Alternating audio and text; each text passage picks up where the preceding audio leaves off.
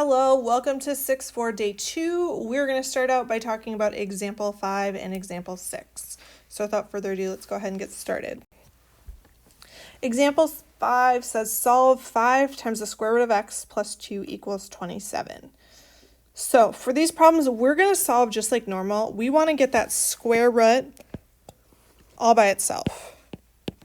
So I'm trying to move everything so that is alone on one side. So the first thing I'm going to do is I notice we have a plus 2. So I'm going to go ahead and subtract 2 from both sides. Again, you always want to start with adding or subtracting things instead of multiplying or dividing. When I do this, we're going to be left with a 5 square root of 2 on the left. Again, 2 minus 2 gives me 0, so those go away. And 27 minus 2 is 25. And I don't know why I wrote that underneath my square root. It should just be an x. So now we have 5 root 2 equals 25. I need to get rid of that 5 because I want to get the square root by itself. So we're going to divide both sides by 5.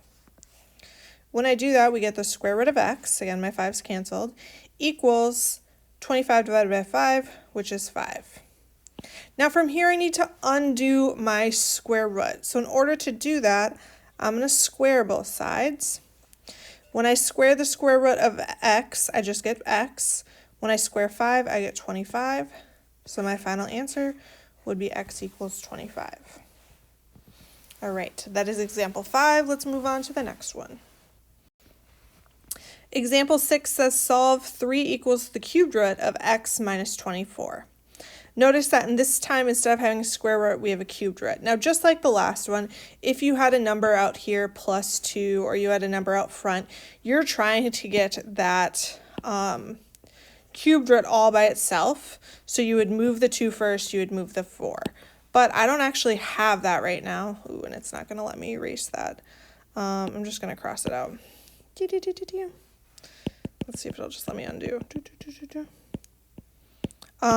We don't actually have that right now. We just have our cubed root of x minus 24. So that's already alone. So we can just go ahead and start by getting rid of that.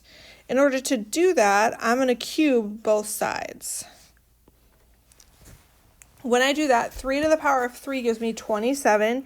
You can just type that into your calculator or do 3 times 3 times 3. And since I cubed a cube root, those just cancel out and we're just left with x minus 24. From here, we're going to go ahead and solve for x. So I'm going to add 24 to both sides.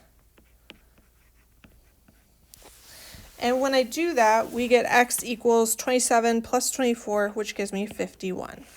And this is going to be your final answer.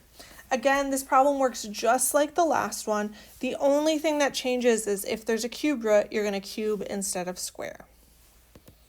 All right, that takes us through example 5 and 6.